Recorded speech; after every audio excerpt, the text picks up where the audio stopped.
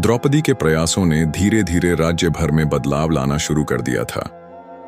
हर गांव और हर कोने में उसका नाम एक ऐसी रानी के रूप में लिया जाने लगा जिसने न केवल युद्ध के जख्मों को समझा बल्कि उन्हें भरने का भी प्रयास किया। लेकिन यह यात्रा इतनी सरल नहीं थी। जितने बदलाव हो रहे थे उतनी ही नई चुनौतियां सामने आ रही थीं। हस्तिनापुर के राजमहल में एक विशेष सभा बुलाई गई। सभी बड़े अधिकारी और मंत्री मौजूद थे। द्रौपदी भी वहां उपस्थित थी। सभा के दौरान एक वृद्ध मंत्री ने कहा, महाराज युधिष्ठिर, द्रौपदी के प्रयासों की सराहना तो की जा सकती है, लेकिन यह ध्यान रखना होगा कि राज्य के खजाने सीमित हैं। यदि इस प्रकार गांवों में धन लगाया जाता रहा तो हमारा सैन्य बल कमजोर पड़ जाएगा, और यदि पड़ोसी राज्य हमला करते हैं तो हमारी सुरक्षा का क्या होगा? इस प्रश्न ने सभा में सभी को सोचने पर मजबूर कर दिया। युधिष्ठिर शांत थे, लेकिन अर्जुन और भीम के चेहरे पर चिंता की लकीरें थीं। द्रौपदी ने उठकर कहा, महामंत्री जी, मैं आपकी चिंता को समझती हूं, लेकिन यह भी सत्य है कि जब तक हमारे राज्य के लोग खुशहाल और आत्मनिर्भर नहीं होंगे तब तक हमारी सेना भी कमजोर ही रहेगी। हमारा राज्य तभी मजबूत बनेगा जब हमारे नागरिक सशक्त और संगठित होंगे। सभा में सन्नाटा छा गया। युधिष्ठिर ने सहमति में सिर हिलाया और कहा, पंचाली सही कह रही हैं, हमें दीर्घकालिक दृष्टिकोण अपनाना होगा। सभा के बाद द्रौपदी ने राज्य में कृषि और शिक्षा के क्षेत्र में सुधार लाने की योजना बनाई। उसने सुझाव दिया कि राज्य के बड़े हिस्सों में सिंचाई के लिए नहरें बनाई जाएं और किसानों को उन्नत खेती की विधियां सिखाई जाएं। इसके साथ ही हर गांव में छोटे विद्यालय खोले जाएं, जहां बच्चों को पढ़ाई के साथ साथ व्यावसायिक शिक्षा भी दी जा सके। युधिष्ठिर ने इन योजनाओं को मंजूरी दी और पांडवों ने खुद इनके कार्यान्वयन की जिम्मेदारी ली। द्रौपदी ने अर्जुन को पास बुलाकर कहा, अर्जुन, तुम युद्ध के नायक हो, लेकिन अब समय है कि तुम अपने धनुष को छोड़कर अपने शब्दों का प्रयोग करो। राज्य के लोगों को विश्वास दिलाना होगा कि ये बदलाव उनके लिए हैं। क्या तुम मेरी इस योजना का हिस्सा बनोगे? अर्जुन मुस्कुराया और कहा, पंचाली, तुम्हारे आदेश पर मैं कुछ भी कर सकता हूं। मैं लोगों के बीच जाऊंगा और उन्हें यह विश्वास दिलाऊंगा कि यह बदलाव उनकी भलाई के लिए है। अर्जुन ने कई गांवों का दौरा किया और वहां के प्रमुखों और नागरिकों से बात की। उसने उन्हें समझाया कि कैसे ये योजनाएं उनके जीवन को बेहतर बना सकती हैं। धीरे धीरे लोगों में विश्वास बढ़ने लगा। एक दिन जब द्रौपदी एक गांव में योजनाओं का निरीक्षण कर रही थी, तभी एक ग्रामीण महिला दौड़ती हुई आई। उसने घबराकर कहा, रानी जी, पास के जंगल में डकैतों का एक समूह छिपा हुआ है। वे गांवों पर हमला कर रहे हैं और हमारी फसलें लूट रहे हैं। यह सुनकर द्रौपदी तुरंत सतर्क हो गई। उसने भीम और नकुल को बुलाकर कहा, हमें इन डकैतों को रोकना होगा। अगर लोग डरे हुए रहेंगे तो हमारे सारे प्रयास बेकार हो जाएंगे। भीम ने अपने परिचित अंदाज में कहा, भाभी, डकैतों को सबक सिखाना मेरा काम है। मैं तुरंत वहां जाकर उन्हें खत्म कर दूंगा। लेकिन द्रौपदी ने उसे रोका। हम केवल बल का उपयोग नहीं कर सकते भीम। हमें यह समझना होगा कि ये लोग डकैत क्यों बने। हमें उनके पीछे की कहानी जाननी होगी। भीम और नकुल के साथ द्रौपदी जंगल की ओर रवाना हुई। वहां पहुंचकर उन्होंने डकैतों के छिपने की जगह का पता लगाया। डकैतों का सरदार एक कठोर और गुस्सैल व्यक्ति था। जैसे ही द्रौपदी वहां पहुंची, उसने कहा, रानी द्रौपदी, यहां आने की हिम्मत कैसे की? क्या तुम जानती हो कि हम कौन हैं? द्रौपदी ने शांत स्वर में उत्तर दिया, मैं जानती हूं कि तुम लोग डकैत हो, लेकिन मैं यह भी जानती हूं कि कोई भी जन्म से डकैत नहीं होता। मैं जानना चाहती हूं कि तुमने यह रास्ता क्यों चुना। डकैतों का सरदार हंसते हुए बोला, हमारे पास और क्या रास्ता था?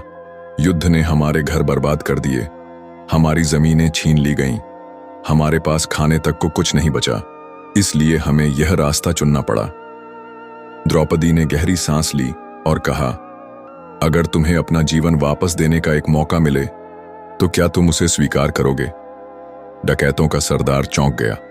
क्या मतलब? अगर मैं तुम्हारे लिए जमीन, काम और एक सम्मानजनक जीवन की व्यवस्था कर दूं, तो क्या तुम यह डकैती का रास्ता छोड़ दोगे? डकैत कुछ देर चुप रहा, फिर उसने कहा, अगर तुम यह कर सकती हो तो हम डकैती छोड़ देंगे, लेकिन यह आसान नहीं होगा। द्रौपदी ने डकैतों के लिए एक विशेष योजना बनाई। उनके परिवारों के लिए जमीनें दी गईं और उन्हें खेती करने के लिए आवश्यक साधन उपलब्ध कराए गए। डकैतों ने धीरे धीरे अपनी पुरानी आदतें छोड़ दीं और समाज के मुख्य धारा में शामिल हो गए।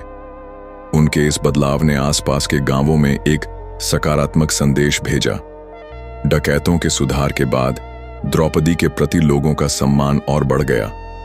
अब वह न केवल एक रानी थी, बल्कि एक सच्ची नेता, जिसने सभी को साथ लेकर चलने की क्षमता दिखाई।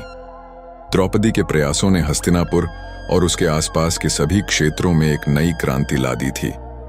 हर गांव और हर व्यक्ति उसकी योजनाओं का हिस्सा बन चुका था। उसकी इच्छा शक्ति और परिश्रम ने समाज में बदलाव की लहर पैदा कर दी थी। लेकिन उसकी यात्रा यहीं समाप्त नहीं होनी थी। सभा का निर्णायक दिन हस्तिनापुर के राजमहल में एक बड़ी सभा आयोजित की गई। युधिष्ठिर, अर्जुन, भीम, नकुल, सहदेव और सभी बड़े मंत्री उपस्थित थे। इस सभा का उद्देश्य था राज्य में हुए बदलावों का मूल्यांकन करना और यह तय करना कि आगे का रास्ता क्या होगा। युधिष्ठिर ने सभा को संबोधित करते हुए कहा, हमारे राज्य में जो परिवर्तन हुए हैं उनका श्रेय द्रौपदी को जाता है। उसकी दूरदृष्टि और साहस ने हमारे राज्य को एक नई दिशा दी है। लेकिन अब समय आ गया है कि हम इस परिवर्तन को स्थायी रूप से सुनिश्चित करें। द्रौपदी ने आगे बढ़कर कहा, महाराज, मैंने केवल एक छोटा सा प्रयास किया है। राज्य की असली शक्ति इसके लोग हैं। अब हमारा कर्तव्य है कि हम उन्हें आत्मनिर्भर बनाएं, ताकि वे अपनी समस्याओं का समाधान खुद कर सकें। अगर हर व्यक्ति अपनी जिम्मेदारी समझे तो कोई भी समाज पीछे नहीं रह सकता। सभा में सभी ने द्रौपदी की बात का समर्थन किया। यह तय किया गया कि राज्य के हर कोने में शिक्षा, रोजगार और न्याय की प्रणाली को मजबूत किया जाएगा। विदाई का दिन कुछ महीनों बाद, जब द्रौपदी की योजनाएं पूरी तरह से लागू हो चुकी थीं और राज्य में स्थिरता आ गई थी, उसने युधिष्ठिर से एक अनुरोध किया, महाराज, अब समय आ गया है कि मैं अपने व्यक्तिगत जीवन में लौट जाऊं। मैंने जो करना था वह पूरा हो चुका है। अब यह राज्य आपके हाथों में सुरक्षित है। युधिष्ठिर ने उसे समझाते हुए कहा, पंचाली, तुम केवल इस राज्य की रानी नहीं हो, बल्कि इसकी आत्मा हो। तुम्हारे बिना यह राज्य अधूरा रहेगा। लेकिन द्रौपदी ने मुस्कुराते हुए कहा, महाराज, मैंने जो बोया है उसे आप सब मिलकर सींचेंगे। मुझे विश्वास है कि यह राज्य धर्म और न्याय के मार्ग पर चलता रहेगा।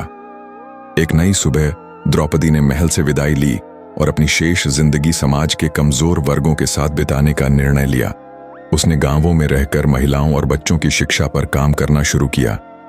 धीरे धीरे द्रौपदी का नाम इतिहास में एक ऐसी रानी के रूप में दर्ज हो गया जिसने अपने साहस, बुद्धिमत्ता और त्याग से समाज को बदल दिया। कहानी का मोरल: नेतृत्व का असली अर्थ केवल शासन करना नहीं है, बल्कि दूसरों के जीवन को बेहतर बनाना है। द्रौपदी ने दिखाया कि एक सच्चा नेता वह होता है जो निस्वार्थ होकर समाज के कल्याण के लिए काम करे। हर समस्या का समाधान साहस, धैर्य और एकजुटता से संभव है। यह कहानी हमें यह भी सिखाती है कि कोई भी बदलाव अकेले संभव नहीं होता। एकजुट होकर अपने कर्तव्यों को समझते हुए समाज को बेहतर बनाया जा सकता है।